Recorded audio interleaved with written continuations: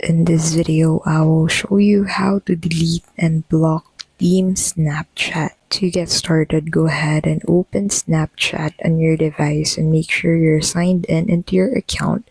Head over into the messages section, and in here you'll be able to find Team Snapchat. Click on your conversation with Team Snapchat and then click on the name of Team Snapchat, and then in here go ahead and click on these three dots at the top right, and then click on chat and notification settings. Now click on clear from chat field and then confirm clearing Team Snapchat from chat field. Now once you head back into your inbox, you won't be able to find Team Snapchat anymore on your inbox. So basically, you can clear or delete messages from Team Snapchat, but you cannot block Team Snapchat.